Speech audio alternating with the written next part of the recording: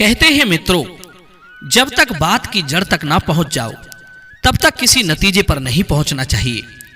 जो लोग आधी अधूरी जानकारी के साथ या दूसरों की बताई बातों पर एकदम से विश्वास कर लेते हैं, उनके जीवन में सिर्फ पछताना ही रह जाता है। कई बार लोग गलतफहमी में पड़कर अपना बहुत बड़ा नुकसान कर लेते हैं।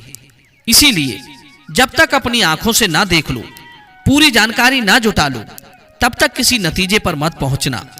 आज की कहानी भी आपको यही सिखाएगी कि हमें कभी जल्दबाजी में या आधी जानकारी के साथ कभी कोई काम नहीं करना चाहिए।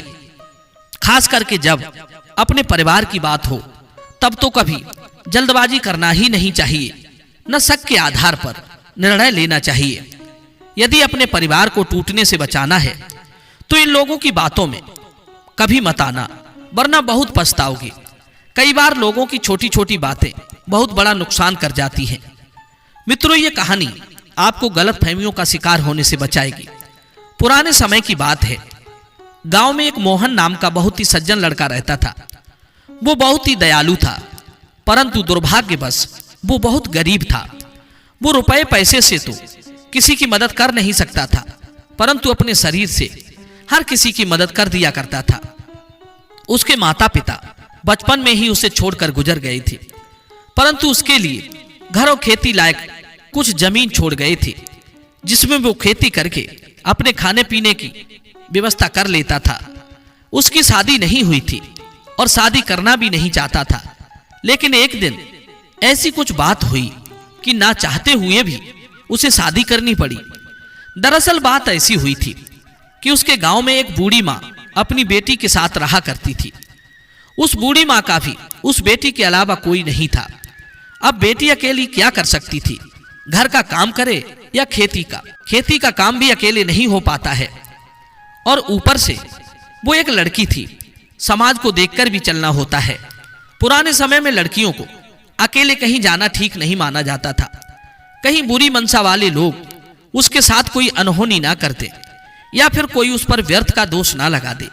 इन्हीं सब बातों को ध्यान में रखकर लड़की घर से बाहर कम निकलती थी।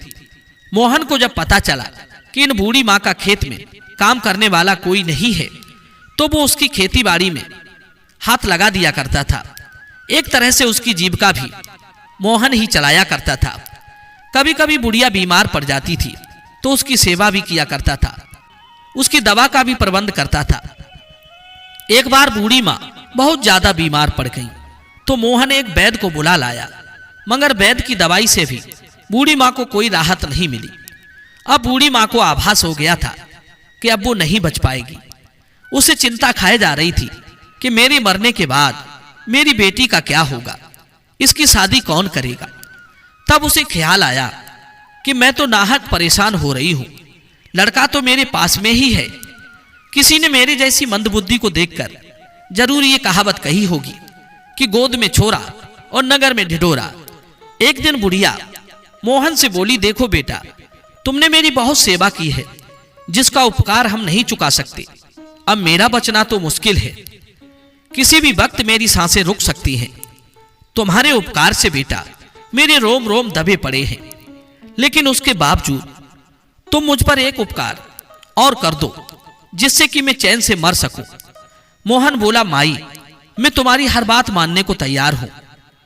तब वो बोली, मेरे मरने के बाद बेटा मेरी बेटी से तुम शादी कर लेना। तुमसे अच्छा लड़का इसे भला कहां मिल सकता है। मित्रों, वो लड़का उस बूढ़ी मां से कुछ कह पाता, इतने में उस बूढ़ी मां के प्राण पखेरु उड़ गए। दोस्तों, इस तरह मोहन को उसी लड़की से शादी करनी पड़ी और उसे अपनी पत्नी बनाकर घर ले आया और उसके साथ रहने लगा। मगर उस लड़की ने शादी से पहले मोहन के सामने एक शर्त रखी थी कि वो अच्छी तरह जानता है कि वो शहर में पढ़ती है। अब वो शहर जाकर कोई काम करेगी तो उसमें वो रोक नहीं लगाएगा। साथ ही साथ वो कभी नहीं पूछेगा कि शहर में वो कौन सा काम करती है। मित्रों, लड़की की शर्त उस लड़के ने मान ली। अब तो वो लड़की सप्ताह में सिर्फ एक दिन उसके पास रहती थी, बाकी दिन शहर में रहती थी। मगर शर्त के मुताबिक मोहन उससे कुछ पूछता नहीं था। कुछ दिन बाद गांव के लोग भी मोहन से पूछने लगे कि तुम्हारी पत्नी शहर में कौन सा काम करती है, मगर मोहन को कुछ पता ही नहीं था। शर्त के मुताबिक वो कुछ पूछ भी नहीं सकता था, तो वो गांव वालों से क्या बताता। आखिर उसे कहना ही पड़ता था, भाई हमें कुछ नहीं पता। उसने कभी हमें बताया ही नहीं है कि वो क्या करती है, और ना मैंने कभी उससे पूछा है। फिर क्या था, उसके खिलाफ आवाजें उठने लगी।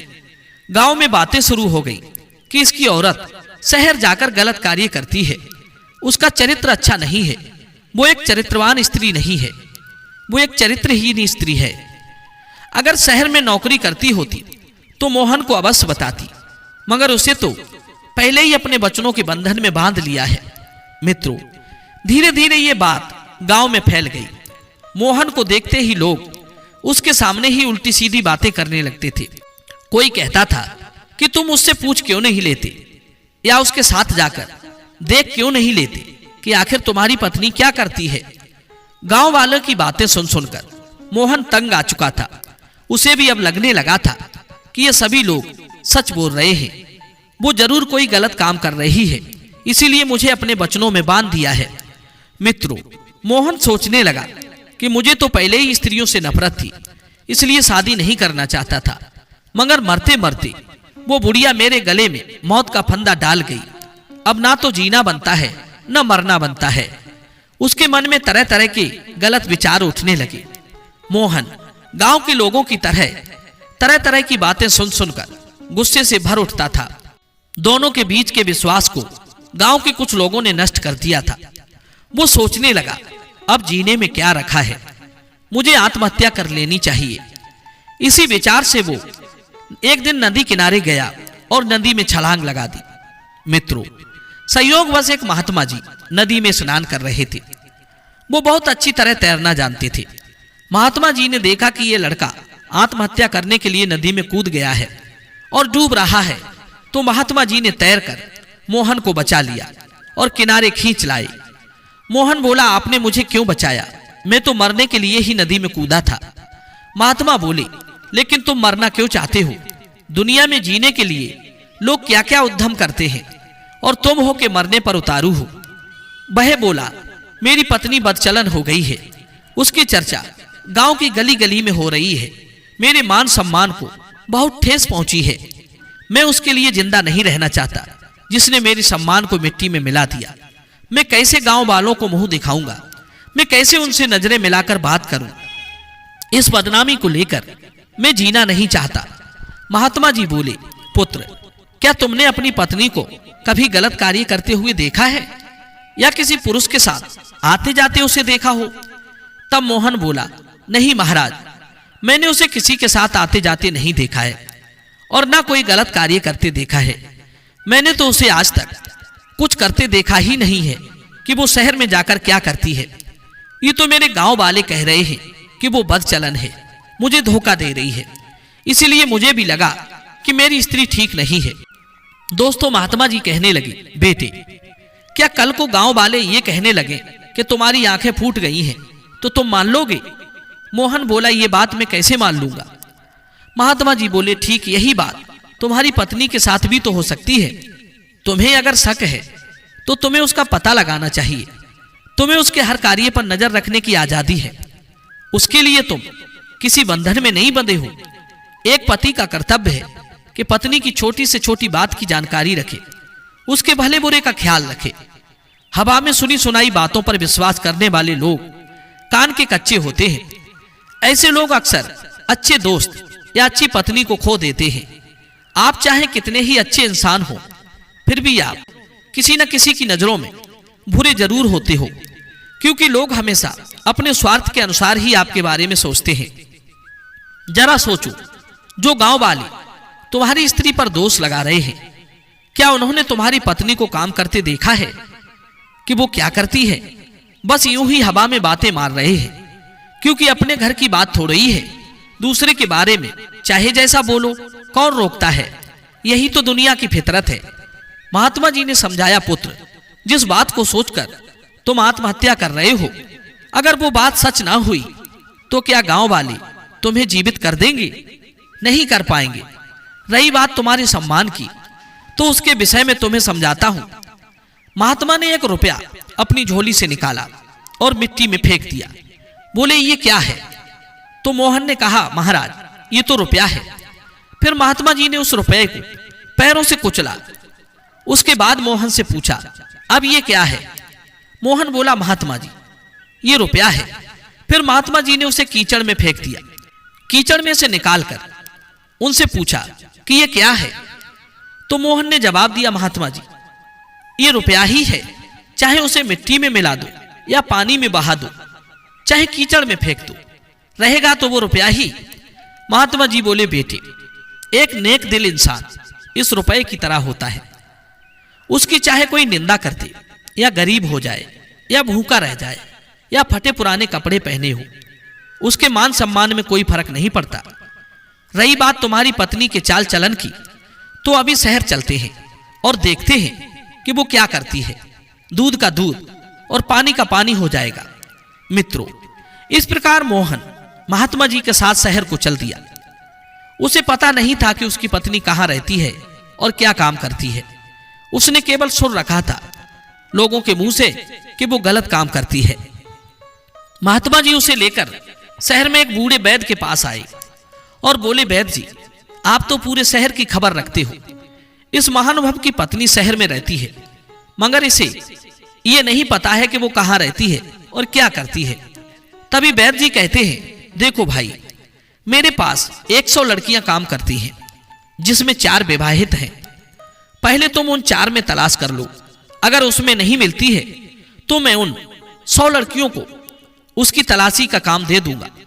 मित्रों, मोहन ने जब उन 4 विवाहित लड़कियों में अपनी पत्नी को देखा तो वो उन्हीं में से एक थी। वो अपने पति को यहां देखकर बड़ी हैरान थी और बोली आप यहां क्या करने आए हो? महात्मा जी बोले हाँ पुत्री, हम लोग संयोग बस यहां आ गए हैं, नहीं तो तुम्हारी मूर्खता के कारण ये महाशय नदी में जान देने जा रहे थे। तुम्हारे गांव वालों ने तुम्हें गलत समझ रखा है और तुमने भी अपने पति को नहीं बताया था कि तुम क्या कर रही हो और कहां रहती हो। उल्टा उससे तुमने वचन ले रखा है कि मुझसे कुछ मत पूछना। भला ऐसा कहीं होता है कि पति अपनी पत्नी की जानकारी ना रखता हो, पत्नी पति की जानकारी ना रखे? अगर इस तरह की बात होती है तो दोनों के संबंध में वहीं से दरार पड़नी शुरू हो जाती है, जिसका नतीजा तुम्हारे सामने है। और मुझे अपनी कुटिया में होना चाहिए था, लेकिन किसी की गलतफहमी में जान चली जाए, उसे बचाना और उसकी गलतफहमी को दूर करना मुझे कुटिया में भजन कीर्तन से कहीं ज्यादा आवश्यक है। मोहन की पत्नी मोहन से बोली, तुम तो मुझे बचपन से जानते हो, बल्कि तुम्हारे ही सहारे मेरा घर चलता था। तुम्हारा एहसान हमारे ऊपर बहुत बड़ा है, जिसकी कीमत मैं कई जन्म लेकर भी नहीं चुका सकती। तुमने सोच कैसे लिया कि मैं तुम्हें धोखा दे दूंगी? क्या तुम्हें मेरे ऊपर जरा भी विश्वास नहीं था? तुम तो आवश्यकता से ज्यादा भोले निकले। अरे, तुम्हें मेरे से तो पूछ लेना चाहिए था कि शहर में कौन सा कार्य करते हो, कहीं बहुत मेहनत का कार्य तो नहीं करती हो। तुम्हें पूरा हक था जानने का, और कार्य पसंद ना आए तो रोकने का। पति पत्नी के बीच संवाद करने को कोई बंधन नहीं रोकता। तुम किसी बंधन में नहीं बंधे थे। माना कि मैंने ना समझी बस बड़ी भूल कर दी थी, तुमसे ना पूछने का वचन ले लिया। लेकिन तुमसे मिलने तो हर हफ्ते आया करती थी। तुम एक बार मेरे कार्य को देखने की इच्छा तो कर सकते थे, लेकिन तुमने ऐसा कुछ नहीं किया, बल्कि इतना बड़ा कदम उठाने जा रहे थे कि मैं भी तुम्हारे साथ मरने के लिए विवश हो जाती। अब वादा करो कि मेरे साथ शहर में ही रहोगे, मेरे साथ एक पल के लिए भी नहीं छोड़ोगे। इसके लिए तुम्हें भी वैद्य का कार्य सीखना होगा। मैं अब तक इन्हीं वैद्य जी के पास वैद्य जी का कार्य सीख रही थी। मैंने इनसे इनका काम सीख लिया है। तुम जब सीख करके पक्के हो जाओगे तो हम उन जाहिलों को बताने चलेंगे कि हम कौन सा धंधा करते हैं। मित्रों, उसी दिन से मोहन और उसकी पत्नी शहर में रहने लगे। मोहन शहर में ही रह गया और महात्मा जी उनसे विदा लेकर अपनी कुटिया पर चले आए। मगर चलते चलते कह गए थे कि जल्द ही तुम दोनों को अपने गांव लौटना होगा। मित्रों, कुछ दिन बाद मोहन को पता चला कि गांव में भयंकर बीमारी फैल गई है। तब वो अपनी पत्नी से बोला, हमें गांव वालों की मदद के लिए गांव चलना चाहिए, वरना सभी बेमौत मारे जाएंगे। अब तो दोनों गांव के लिए निकल पड़े। गांव में सैकड़ों लोग बीमार पड़े थे, मगर उसकी पत्नी की सूझबूझ और समय पर इलाज करने से वे सब बच गए। दोनों लोगों ने समस्त बीमार लोगों को बचा लिया था। अब तो मित्रों, जिस रास्ते से उसकी पत्नी निकलती थी, जो निंदा करने वाले लोग थे, उसे देखकर उनका सिर अपने आप शर्म से नीचे झुक जाता था। वे अपने आप शर्माते थे कि हम लोग जिसको बदचलन कहते थे, वो वास्तव में एक वैद्य है जिसने पूरे गांव की आज जान बचाई है। जब मोहन अपनी पत्नी के साथ शहर लौटने लगा तो गांव वाले उसके रास्ते में आकर लेट गए। बोले, हम तुम्हें अब शहर नहीं जाने देंगे, तुम गांव में ही रहो और गांव वालों की जिंदगी बचाने का काम करो। अगर तुम हमारी बात ठुकरा कर चले गए तो हम मान लेंगे कि हमारी बहू ने हमारी गलतियों को माफ नहीं किया है। मोहन की पत्नी अपने पति से बोली, हम इन्हें निराश कर, इनका दिल तोड़कर शहर नहीं जा सकते। आखिर यही हमारे अपने हैं, यही हमारे चाचा चाची, ताऊ ताई, दादा दादी और भाई बहन हैं। मित्रों, इस प्रकार दोनों ने गांव में ही अपनी वैधशाला का निर्माण कर लिया और आदर के साथ महात्मा जी को बुलाकर उनसे आशीर्वाद लेकर समाज सेवा में लग गए। मित्रों, बिना सोचे विचारे कोई काम नहीं करना चाहिए, क्योंकि हमारी इसी तरह की लापरवाही का फायदा उठाकर बुरे लोग हमें और हमारे परिवार को तोड़ने का काम करते हैं। इसीलिए इस कहानी से सीख लेते हुए हमें पूरी सावधानी के साथ सोच विचार कर निर्णय लेना चाहिए। किसी नतीजे पर पहुंचने से पहले उसका भली भांति परीक्षण कर लेना चाहिए। सुनी सुनाई बातों पर कभी विश्वास नहीं करना चाहिए। मित्रों, मैं उम्मीद करता हूं ये कहानी जरूर पसंद आई होगी। तो चलिए अपनी कीमती राय कमेंट सेक्शन में दीजिए। मिलते हैं आपसे अगली वीडियो में एक नई चर्चा के साथ। आप सभी का बहुत बहुत धन्यवाद। जय श्री कृष्णा।